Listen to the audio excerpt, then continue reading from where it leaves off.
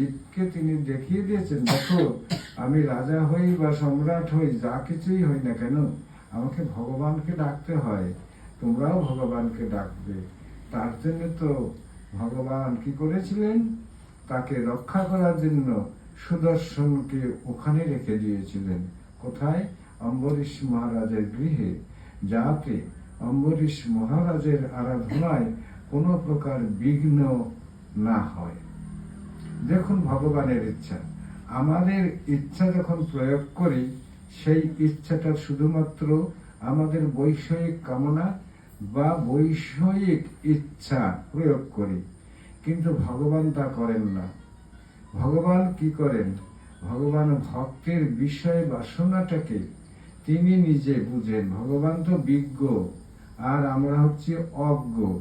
অতএব অজ্ঞ জীব কিছু চাইলে ভগবান অজ্ঞজনকে, ভগবান ভক্ত যদি অজ্ঞবশতা তিনি কিছু ভগবানের কাছে চেয়েও যান, তথাপি ভগবান বিজ্ঞ, তিনি তা দেন না। সচরণামৃত দিয়া বিষয় ভুলাইব, তিনি বললেন অজ্ঞের মতন অজ্ঞজন ভক্ত যদি আমাকে চায়ও, আমি তাকে তাহা দেই না।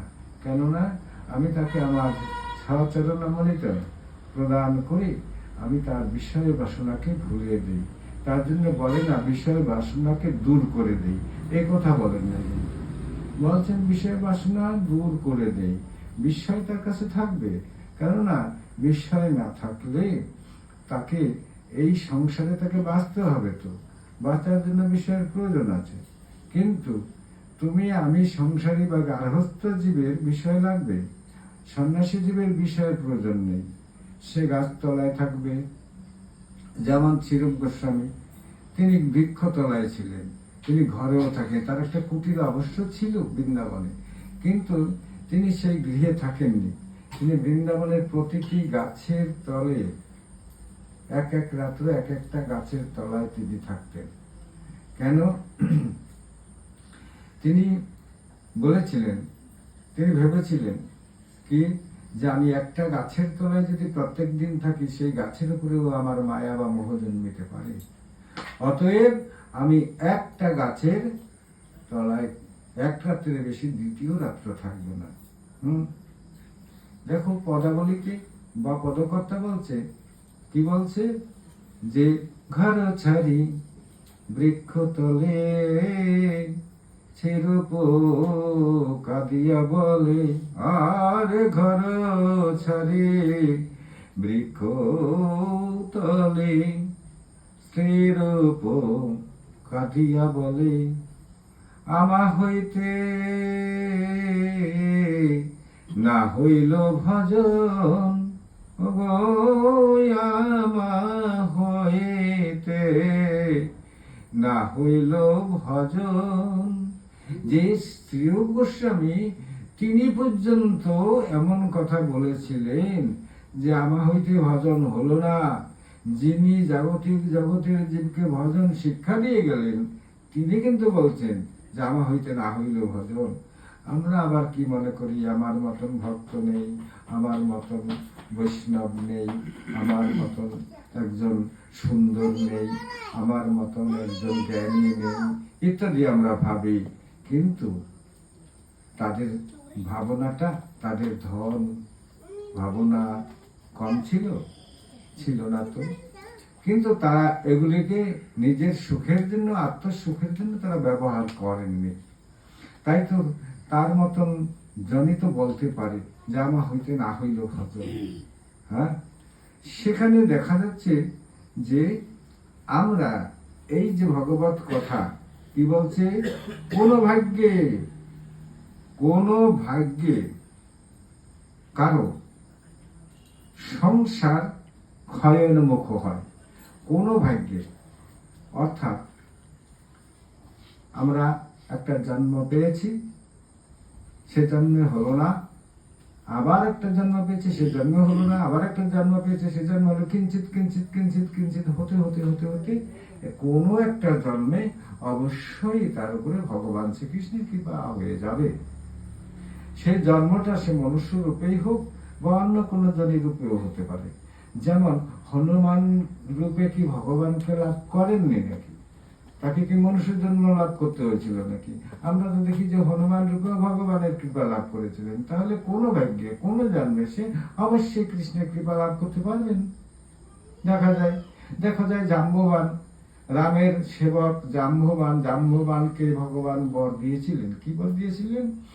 যে তুমি এই 4 যুগে অমর। জাম্ববান কিন্তু 4 যুগের অমর একজন। হ্যাঁ, সেই জাম্ববান যখন রাম অবতীর্ণ, তিনি যখন অপ্রকট লীলা করলেন, জাম্ববানকে এক বর দিয়ে গেলেন যে তুমি এই 4 জন্ম অমর থাকবে। এবার তিনি তো রাম ভক্ত, তিনি বললেন, প্রভু এই যে আপনি বললেন আমি 4 যুগ অমর, এখন আপনি অপ্রকট হয়ে চলে যাচ্ছেন, তবে আপনাকে চিনবো কি করে আমি? বলে তাই বুঝি? বলে হ্যাঁ ঠিক আছে, তোমাকে আমি যখন তোমার মুহুর্মুহু সময় হবে তখন অবশ্য তুমি আমাকে রাম রূপে দেখতে পাবে।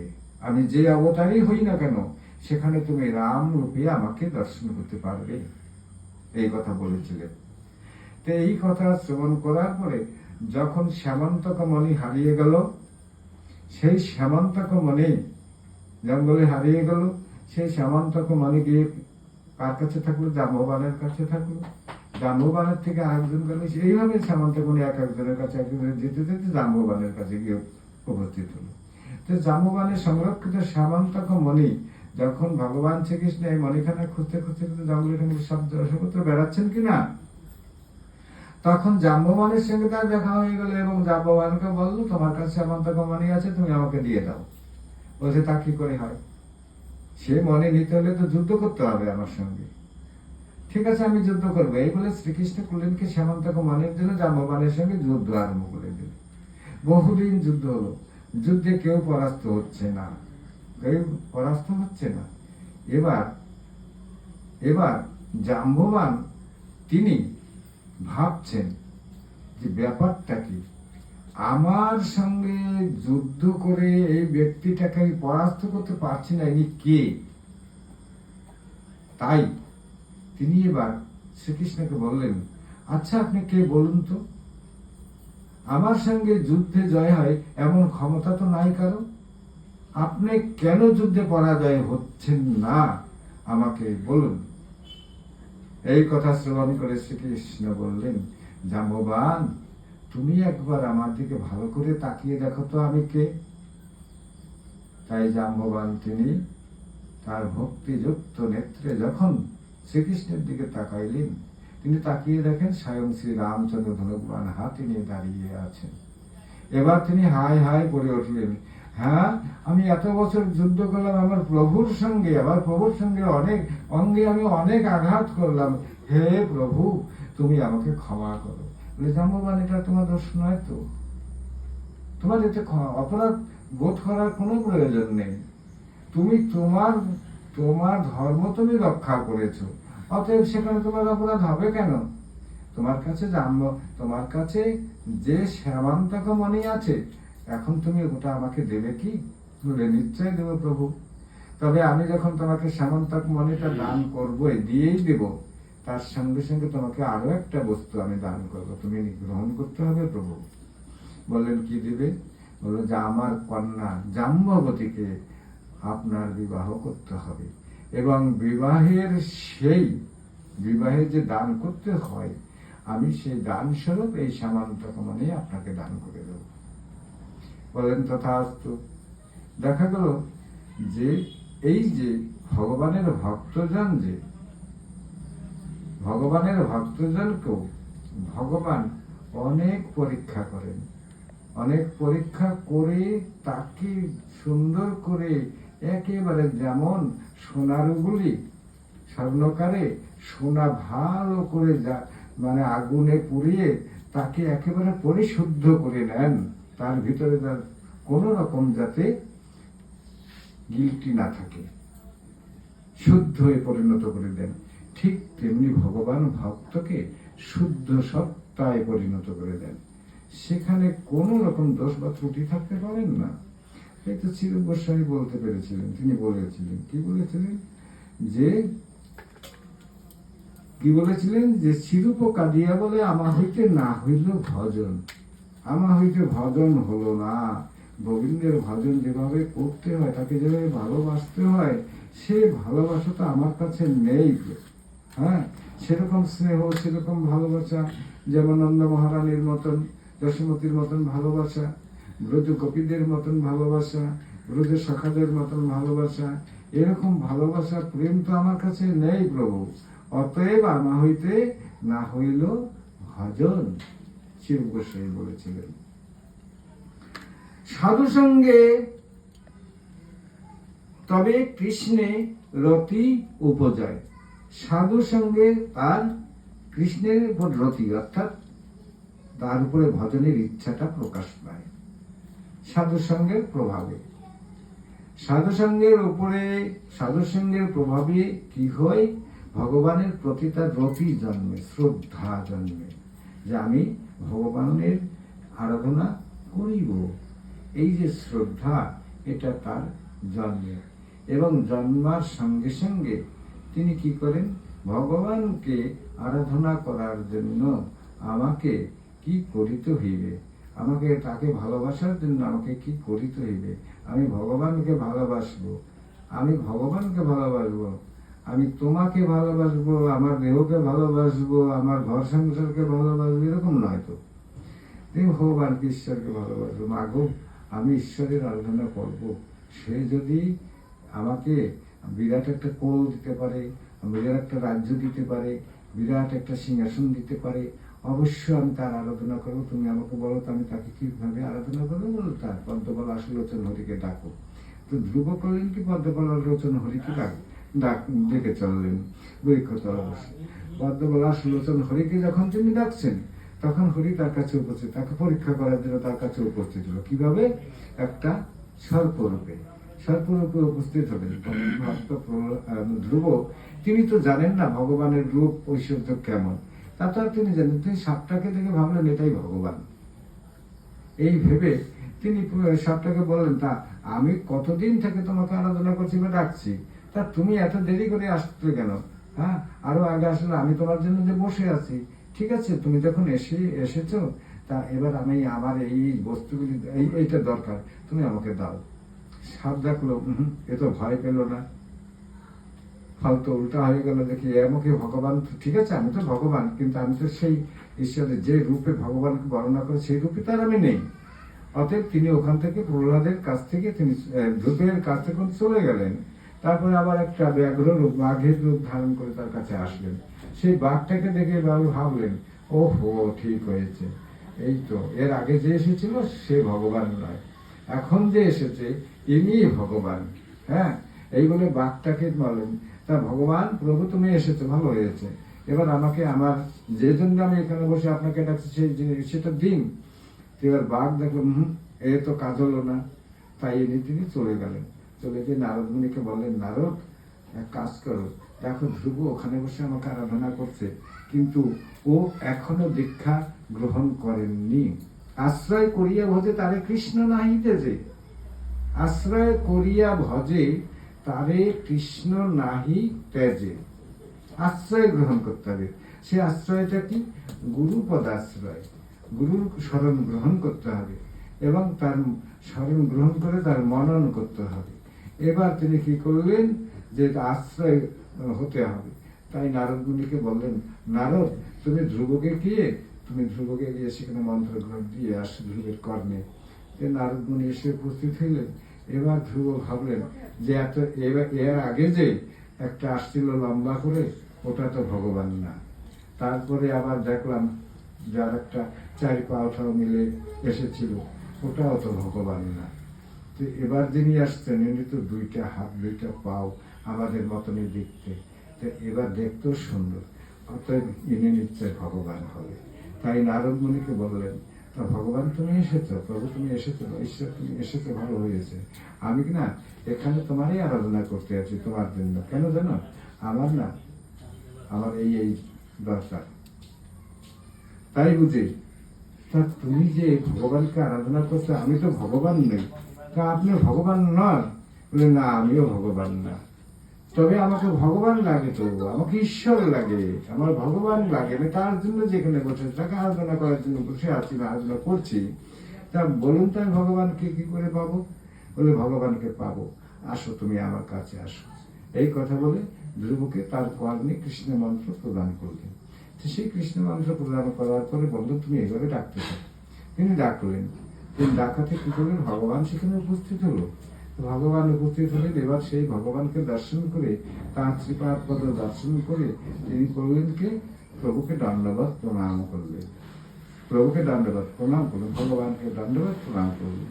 তো প্রণাম করার পরে ভগবান করলেন, ধ্রুব তুমি তো তোমার যে কামনা এবং বাসনা আছে তা তুমি এখন আমার কাছে বলতে পারো, আমি তোমাকে আশীর্বাদ অবশ্যই করবো। ধ্রুব বললেন, প্রভু আমার তো কোনো কামনা বাসনা নেই। এতক্ষণ যত ভগবান আসছে সবার কাছেই উনি বলছেন আমার এই লাগে সেই লাগে, কিন্তু যখন স্বয়ং ভগবান এসে উপস্থিত হইলেন তখন ভগবান দিতে চাইছেন, কিন্তু ধ্রুব বলছেন না তো, আমার তো কোনো কামনা বাসনাই নেই, আমি আপনার কাছে কি চাইব? হ্যাঁ, এই কথা বলে তিনি প্রভুকে বললেন, প্রভু আমার তো কোনো কামনা বাসনা নেই, তবে আপনি যদি দিবেন আমি যেন আপনার গুণগানে করতে পারি, আমার এইটাই কামনা বাসনা। বলে কেন, তোমার একটা বড় ফল লাগবে না? তোমার একটা বড় রাজ্য লাগবে না? বলে হ্যাঁ হ্যাঁ প্রভু, ও সব আগে ছিল, কিন্তু আপনার শ্রীপাদ পদ দর্শন করার পরে আর এগুলি কামনা বাসনা আমার নেই। হ্যাঁ, শ্রীকৃষ্ণের পদতল কোটিচন্দ্র সুশীতল যে ছায়ায় জগৎ জুড়ায়, হেন কৃষ্ণ বিনে ভাই অন্য কিছু চাইতে নাই, দৃঢ় করি ধরো কৃষ্ণের পায়। অতএব ধ্রুবের আর সে বাসনা থাকবে কেন? থাকতে তো পারেনি না। দেখুন, সংসার ভ্রমিত কোনো ভাগ্যবান যে গুরু কৃষ্ণ প্রসাদে পায় ভক্তিলতা বীজ তিনি লাভ করলেন প্রভুর কৃপা। কৃষ্ণ কৃষ্ণ যদি কৃপা করে কোনো ভাগ্যবানে গুরু অন্তর্যামী রূপে শিখায় আপনি। কৃষ্ণ যদি কৃপা করে কোনো ভাগ্যবানকে, ভাগ্যের ফলে কৃষ্ণ যদি তাকে কৃপা করেন, কৃপা করলে কৃপা করেন, তিনি কৃপা করবেন, তার মনে হলো যে আমি একে কৃপা করব। যখন শ্রীকৃষ্ণের একটু মনে হলেই হয়, আর কিছু লাগে না তো, তিনি শুধু মনে যদি ভাবেন যে আমি একে কৃপা করব, সঙ্গে সঙ্গে তার কাছে কি হয়? গুরু এসে উপস্থিত হয় এবং সেই গুরুর উপদেশে তিনি তখন কৃষ্ণকে পাওয়ার যোগ্যতা লাভ করিয়া থাকেন। ভগবান শ্রীকৃষ্ণকে আপনি ডাকবেন, ঘরে বসে ডাকবেন, ভালোভাবে ডাকবেন। আপনার যদি মনে হয় যে আমি আমার বিছানায় বসে ভগবানকে ডাকবো, সেখানে বসেই ডাকবেন। ওই বিছানাটা আর অপবিত্র নয়। আমি বিছানায় বসে সুখে সুখে করিব কৃষ্ণ নাম, আমি সুখে কৃষ্ণ নাম করব, ভগবানের নাম আমি সুখে করব। নাম করতে করতে যদি আমার দুঃখই উপজয়, যদি নাম করতে করতে আমার কখনো দুঃখ হয় প্রভু, সেই দুঃখটা কিসের জন্য হবে জানো? আমার বিষয় সুখের জন্য আমার দুঃখ হইবে না। আমার নাম করতে, তোমার নাম গুণগান করতে যদি আমার দুঃখ হয়, সেই দুঃখটা হবে যে আমার গুণগানে তুমি সন্তুষ্ট হচ্ছ না। আমি আমার তোমার গুণগান করে আমি তোমাকে সুখ দিতে পারছি না, আমার ডাকাতে তোমার সুখ হচ্ছে না, তোমার ভালো লাগছে না, এইটাই আমার দুঃখ, আমি তোমাকে সুখ দিতে পারছি না, এই হলো আমার দুঃখ। দেখুন ভক্তের ভাবনা, এমন ভাবনা যেখানে আছে সেখানে ভগবান কি না এসে থাকতে পারেন? তাকে দর্শন না দিয়ে থাকতে পারেন? তাকে কৃপা না করে থাকতে পারেন? কখনোই পারেন না। তা ব্রজগোপীগণ তারা ছিল কিরকম? যে কৃষ্ণ সুখী সুখী, তাদের নিজের সুখী সুখী নয়। ব্রজগোপীগণের ছিল কৃষ্ণ প্রেম আরাধনা, প্রেমের আরাধনা। প্রেমের আরাধনায়, প্রেমের কাছে এই সব অত্যন্ত অনেক দূরে থাকে, এইসব কামনা বাসনা তার কাছে থাকে না, অনেক দূরে থাকে।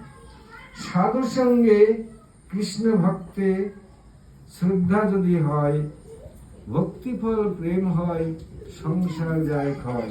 সাধু সঙ্গে কৃষ্ণ ভক্তি, সাধুসঙ্গ সর্বশাস্ত্রে কয়, লবমাত্র সাধুসঙ্গ সর্বসিদ্ধি হয়। সাধুসঙ্গ সর্বশাস্ত্রে কয়, সর্বশাস্ত্রে সাধুসঙ্গকে বলছে।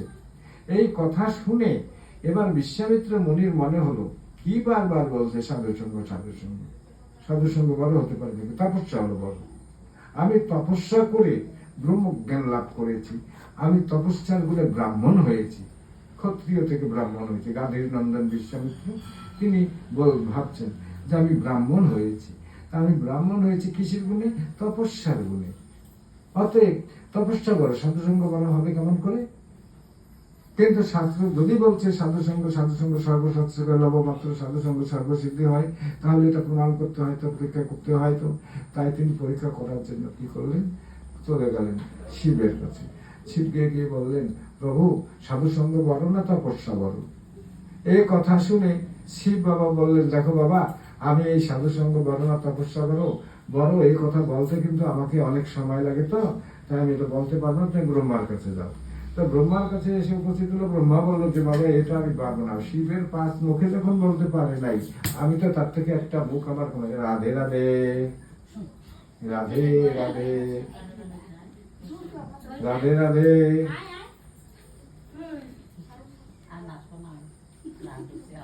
রাধে রাধে বললেন যে শিব বাবা পঞ্চমুখে যা বলতে পারেনি, আমি চতুর্মুখের উহা কি করে বলবো? অতএব আপনার কাজ করুন, ওটা সাধুসঙ্গের ব্যাপারটা হলো বিষ্ণু ভক্তের জন্য, আপনি বিষ্ণুর কাছে গিয়ে উপস্থিত হন। তো বিষ্ণুর কাছে গিয়ে উপস্থিত, ভয় পাওয়ার কিছু নেই, থাক। সাধুসঙ্গ বিষ্ণুর কাছে যান। এবার বিষ্ণু কাছে এসে উপস্থিত হইলেন। বিষ্ণু বললেন যে দেখো, যা পঞ্চমুখ ব্রহ্মা বলতে পারে নাই, চতুর্মুখ পঞ্চমুখ শিব বলতে পারেনি, চতুর্মুখ ব্রহ্মা বলতে পারেনি, আর আমি বিষ্ণু, আমার মুখ তো একটা, অথবা আমি এক মুখে কত বলবো? তার থেকে তুমি এক কাজ করো, তুমি পাতালে অনন্ত দেবের কাছে যাও। সে অনন্ত দেব অনন্ত মুখে যদি বর্ণনা করতে পারে, তাহলে তার অল্প সময়ে হয়ে যাবে, তুমি সেখানে চলে যাও। যখন এই কথা বললেন, তখন বিশ্বামিত্র তিনি পাতালে অনন্ত দেবের কাছে এসে উপস্থিত হয়ে ধন্যবাদ প্রণাম করে বলছেন, হে অনন্ত দেব, আপনি কৃপা করুন।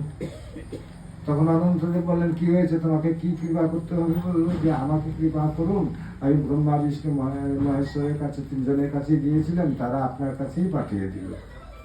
তো কি জন্য তুমি এসে বলো তো? বলছে আমি এসেছি সাধুসঙ্গ বড় না তপস্যা বড়, আমাকে এই উত্তরটা দিতে লাগে। তো তাই বুঝি, ঠিক আছে। আবার শোনো একটা কথা, দেখো সাধুসঙ্গের কথা যদি বলতে হয়, বিষ্ণুর কথা বলতে হবে, তবে সেই তার কথা বলতে গেলে ইসরা, এটা কি শব্দ হচ্ছে? তোমার মোবাইলের শব্দ হচ্ছে, তো দূরে নিয়ে যাও না। এবার সাধুসঙ্গ বড় না তপস্যা বড় বলছে, ঠিক আছে ঠিক আছে, এক কাজ করো, হ্যাঁ তুমি, আমি তো বিষ্ণু নাম কৃষ্ণের ভগবানের নাম বলবো, সেখানে তো একটু আসন লাগে, আসমন করতে হয়, বিষ্ণু স্মরণ করতে হয়, এগুলি করার জন্য আমাকে একটু সময় তো দিতে লাগবে। মানে ঠিক আছে ঠিক আছে, তা হবে। তা এই যে পৃথিবীটা কাঁধে নিয়ে আমি এইগুলি কেমন করে করব? অতএব এই পৃথিবীটা যদি কেহ ধারণ করতে পারতো, তবে তো সুখে করিব কৃষ্ণ নাম। হ্যাঁ, আমি তবে সুখে কৃষ্ণ নামটা করতে পারি। তা তুমি কি এই বিশ্ব ব্রহ্মাণ্ডটা একটু ধারণ করবে? তো বিশ্বামিত্র বললেন, কি বললেন? যে ঠিক আছে, তাহলে প্রভু আমাকে আপনি দিন, আমি ধারণ করছি, আমি পৃথিবীটা ধারণ করছি। এই কথা ধরে যেতে পারো, আমি ধারণ করছি, আমি ধারণ করছি, আপনি কৃষ্ণ নাম বলুন। এবার অনন্ত দেব তিনি কি করলেন? বিশ্বামিত্রর কাঁধে মাত্র পৃথিবীটা টাচ করেছেন, সঙ্গে সঙ্গে বিশ্বামিত্র বলে যে ওরে বাবারে, ওরে মাগো, আমি পাচ্ছি না, তাহলে আমি বলবো কি করে? বলে প্রভু কিছু একটা বুদ্ধি তো করতেই হবে। তাহলে ঠিক আছে, তুমি তপস্যাটাকে শ্রেষ্ঠ মনে করো না সাধুসঙ্গ শ্রেষ্ঠ মনে করো? বলছে তপস্যা, তপস্যার গুণেই তো আমি ব্রাহ্মণ হয়েছি, অতএব তপস্যা শ্রেষ্ঠ।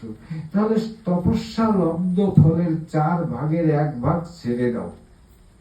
ছেড়ে দিলেন, তাও ধারণ করতে পারছেন না। আমি কিন্তু একটু সংক্ষেপে বলছি। ছেড়ে দিলেন, ধারণ করতে পারছেন না। বললেন আধাটা ছেড়ে দাও। তপস্যা লব্ধ ফলের আধা ছেড়ে দিল, বলে তাই ছেড়ে দিলাম, তাও পারছেন না। বলেন 3 ভাগ ছেড়ে দাও, তপস্যা লব্ধ ফলে 3 ভাগ ছেড়ে দাও।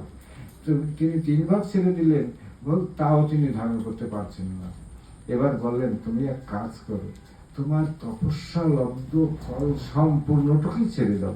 বলছে তা তো পারবো না, আমি তপস্যা করেই যে ব্রাহ্মণ হয়েছি, অতএব এখন যদি আমি সম্পূর্ণ তপস্যা লব্ধ ফলটা ছেড়ে দেই, তাহলে তো আমার আর ব্রাহ্মণত্ব থাকবে না, অতএব আমি পারবো না। আচ্ছা ঠিক আছে, তুমি সাধুসঙ্গ করেছিলে? বলে সাধুসঙ্গ তো করেছি। কার কার কিরকম সাধুসঙ্গ করেছে? বলে কেন, পৃথিবীতে একজন সাধু আছে, সে বৈশিষ্ট্যমণি। আমি বৈশিষ্ট্যমণিকে অনেক কষ্ট দিয়েছি, অনেক দুঃখ দিয়েছি, কিন্তু সে আমার কষ্ট বা দুঃখটাকে কখনো দুঃখ বলে গ্রহণই করেননি। হ্যাঁ, অতএব এই একজন মানে ভক্ত আছে বৈশিষ্ট্যমণি, আমি তার সঙ্গ করেছি। তাহলে তপস্যা লব্ধ ফল, সাধু সঙ্গের ফলে যদি কোনো কামনা বাসনা তোমার আছে? বলে না না না প্রভু, কোনো কামনা বাসনা নেই। নাই যদি সেই সাধুসঙ্গ লব্ধ ফলের 1/4 তুমি ছেড়ে দাও। বলছে 1/4 কেন, আমি সম্পূর্ণ ছেড়ে দিতে রাজি আছি। বলছে না না, সম্পূর্ণ ছেড়ে দিতে হবে না, তুমি 1/4 ছেড়ে দাও। বলেন ঠিক আছে, আমি এই যে জল হাতে নিয়ে, আমি জল ব্রহ্ম গঙ্গাকে সামনে নিয়ে প্রতিজ্ঞা করে বলছি যে যদি সাধুসঙ্গে লব্ধ কোনো ফল থাকে, তার 4 ভাগের 1 ভাগ আমি আজকে ছেড়ে দিলাম। এই কথা বলে সেই জলটুক মাটিতে ফেলে দিল। যখন ফেলে দিল, এবার বলছে এবার ধারণ করে দেখো তো। এবার সেই পৃথিবীখানা যখন বিশ্বামিত্রের কাঁধে দিল, তখন বিশ্বামিত্র ধারণ করে আছে, আর এই অনন্তদেব তিনি আসনে বসলেন এবং সেখানে বসে বিষ্ণু স্মরণ করলেন, আচমন বিষ্ণু স্মরণ করলেন। তিনি চুপ করে বসেই আছেন। এইবার কিছুক্ষণ যাওয়ার পরে সে বিশ্বামিত্র বললেন, কি প্রভু, আপনি আমাকে বললেন না তো? বলে কি, যে কেন সাধুসঙ্গ বলো না, সব তপস্যা বলো? বলছে দেখো তো, হ্যাঁ তোমার কি খুব ভার মনে হচ্ছে? খুব ভার মনে হচ্ছে নাকি? বলছে না না না না, আমার কোনো ভার। কিরকম মনে হচ্ছে? বলে আমার কাঁধে মনে হয় 1 খণ্ড তুলা। তুলার কি 1 খণ্ড তুলার কি ওজন মনে হয় নাকি? হয় না। অতএব আমাকে মনে হচ্ছে আমি 1 খণ্ড তুলা ধারণ করে যাচ্ছি, আমার কিছু ভার বোধ হয় নাই। তাহলে আমি তো তোমাকে উত্তর দিয়েছি। হ্যাঁ উত্তর দিয়েছেন? বলে হ্যাঁ উত্তর দিয়েছি তো আমি তোমাকে। বলে কেমন করে উত্তর দিয়েছেন? বললেন কেন, তুমি তপস্যা লব্ধ ফলের 1/3 অর্থাৎ 3 ভাগ ছেড়ে দিলে, তাতে তুমি এই বিশ্ব ব্রহ্মাণ্ড ধারণ করতে পারলে না।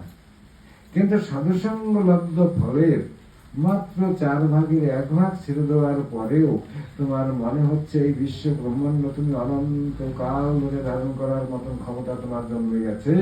এর পরেও তুমি বলবে যে আমি তোমাকে উত্তর দেইনি? এবার বিশ্বামিত্র বলেন, ধন্য ধন্য প্রভু, সত্যি আপনি তো আমাকে উত্তর দিয়েছেন। যেখানে কি বলছে সাধু সঙ্গে কৃষ্ণ ভক্তে শ্রদ্ধা যদি হয়, ভক্তিফল প্রেম হয়, সংসার যায় ক্ষয়। যদি সাধু সঙ্গে এবং কৃষ্ণ ভক্তে তার যদি শ্রদ্ধা জন্মে, তবেই তার ভক্তি গুণে প্রেম লাভ হয়। হ্যাঁ, চৈতন্য চরিতামৃতে কোনো এক জায়গায় লেখা আছে, কি লেখা আছে, যে আপনি যে একটা বাগান তৈরি করছেন, সেই বাগানটাই আপনি একটু বেড়া দিবেন। কারণ আপনি যদি আপনার বাগানে, সে ফুল গাছে হোক ফল গাছে হোক, যদি আপনি সেই বাগানে আপনি বেড়াটা না দেন, তাহলে তো সেখানে ছাগল ঢুকবে, আর ঢুকে কি করবে, আপনার বাগানের ভিতর ঢুকে সে ফুল ফল সব নষ্ট করে দিবে। অতএব আপনার বাগানটা একটু বেড়া দিয়ে দেবেন। কিরকম বেড়া দেবেন? যে আপনি মনে রাখবেন যে আমি কৃষ্ণের নিত্য দাস, আমি কৃষ্ণের নিত্য দাস। এই কথা জীব যবে ভুলে যায়, যখনই এ কথা ভুলে যায়, মায়া এসে ফাঁস দেয় সাধকের গলায়। মায়া এসে তখনই সাধকের গলায় ফাঁস দিয়ে দেয়। ওই সুযোগটার জন্যই তো মায়া বসে থাকেন। হ্যাঁ, ভগবান শ্রীকৃষ্ণ মায়াদাসীর উপরেই তো তার ভার দিয়ে দিয়েছেন যে যে আমাকে ভজন করবে না, আমাকে ডাকবে না, বা তুমি যদি কোনো দোষ বা ত্রুটি যেখানে দেখবে, দেখার সঙ্গে সঙ্গে সেটা অধিকার তোমার ভিতরে তোমাকে চলে যাবে। সেই অধিকার আমার কাছে থাকবে না, তোমাকে চলে যাওয়াতে তুমি তাকে যেরকম শাস্তি দেওয়া লাগে তুমি তাকে দিবে। জীব কৃষ্ণ নিত্য দাস ইহা বলে গেল, ইহা লাগি মায়া তার গলায় বান্ধিল। কৃষ্ণ ভুলি সেই জীব অনাদি বহির্মুখ, অতএব মায়া তারে দেয় সংসার তুক। কৃষ্ণ ভুলি সেই জীব অনাদি বহির্মুখ। তুমি জন্মের পরে তোমার মাতৃগর্ভে যখন ছিলে, সেখান থেকে যখন তুমি পৃথিবীতে চলে এলে, পৃথিবীতে এসে তুমি তার প্রতিজ্ঞা, তোমার নিজের প্রতিজ্ঞা একটা ছিল, সেই প্রতিজ্ঞাটা ভুলে গেলে। প্রতিজ্ঞাটা ভুলে যাওয়ার পরে কি করলে? তুমি তোমার স্বাধীনতা প্রয়োগ করে আমি করিতেছি, আমিই করিতেছি। হ্যাঁ, এই যে স্বাধীনতা, ইহা প্রয়োগ করলে, ইহা প্রয়োগ 5 বছর কাল পর্যন্ত তোমার দোষ ত্রুটি ভগবান ধরবেন না। কিন্তু যখন তোমার 5 বছর কাল অতিক্রম হয়ে তুমি 6 বছর পড়বে, তখন যদি তোমার কোনো অপরাধ জন্মে, তখন আর ভগবান তোমাকে ছাড়বেন না। তখন ওই সময়টার থেকে মায়াদাসীর উপরেই তিনি ভার অর্পণ করেছেন যে 5 বছর কাল পর্যন্ত আমার আন্দাজে থাকবে, কিন্তু যখন 5 বছর থেকে 6 বছরে পড়ে যাবে, তারপরে যদি কিছু অন্যায় অপরাধ করে, সেটা তোমার কাছে, তুমি তাকে কিভাবে যোগ্য শাস্তি দিতে তা তুমি দিবে।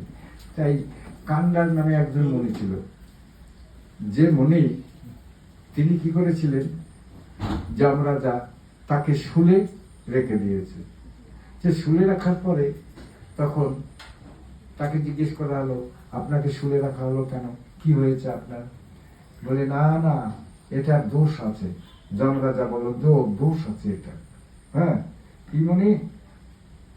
পুরীতে তার একটা আশ্রম আছে, সেই মনির নামে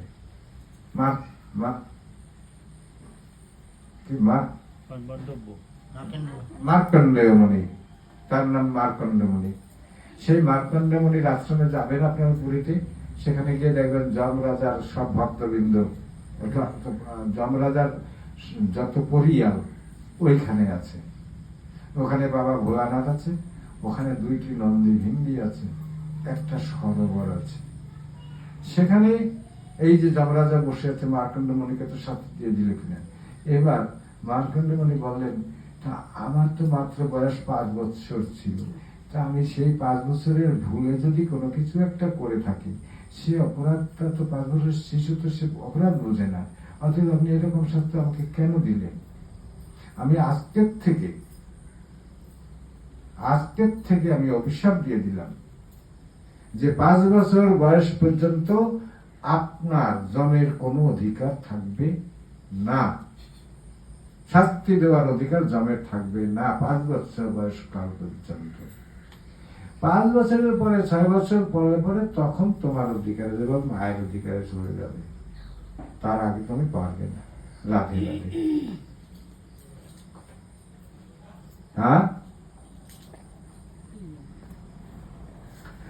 এই বলে কি করলেন? স্বয়ং ভগবান